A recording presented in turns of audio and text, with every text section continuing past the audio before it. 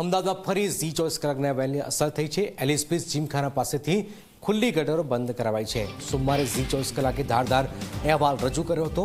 ઝી 24 કલાકના અહેવાલ બાદ તંત્ર દોડ્યું। તાત્કાલિક ધોરણે ખુલ્લી ગટરોના ઢાંકણા બંધ કરાયા છે।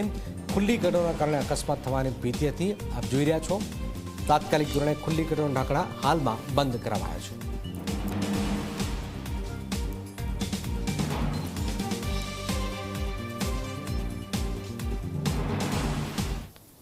सीजी रोड पास गिरीश कोल्ड्रिंक थी मीठाखड़ी रस्ता पर ए डेवलपमेंट ए फूटपाथનું કામ રસ્તો નાનો થતા એ કામ બંધ કરવું પડ્યું હતું। તેની સાથે સાથે એલિસબ્રિજ જીમખાના પાસે પણ એ ફૂટપાથ અને રોડ ડેવલપમેન્ટનું કામ ચાલતું હતું, એ કામ પણ એ બંધ કરવું પડ્યું હતું અને એ કામ બંધ કરતા એ પેચવર્ક કરીને રસ્તો ખુલ્લો કરવામાં આવ્યો। પરંતુ આ જે એ ડ્રેનેજ લાઇન એ વરસાદી પાણીના નિકાલની વાત હોય કે પછી બીજી લાઇનની વાત હોય, એ લાઇનની ચેમ્બર અહીંયા બનાવવામાં આવી।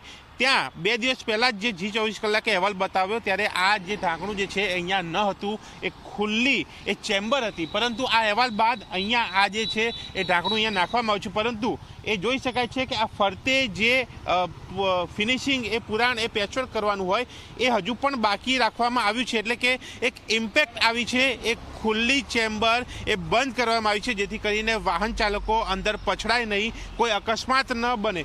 પણ હજુ પણ આ જ્યારે થોડું કામ અધૂરું છે, એ કામ ક્યારે પૂરું થાય છે એ પણ જોવાનું રહેશે। અને સાથે સાથે જે પ્રકારે એ ડિઝાઇનની વાત હતી જે રસ્તાઓની કે જેના કારણે કામ બંધ કરવું પડ્યું, એ ડિઝાઇનમાં ફેરફાર ક્યારે કરીને એ કામ શરૂ કરાય છે, ક્યારે એ સાંકડા રસ્તા એ પહોળા થાય છે અને ક્યારે બંધ થયેલું કામ શરૂ થાય છે, એ જોવાનો વિષય બની રહેશે।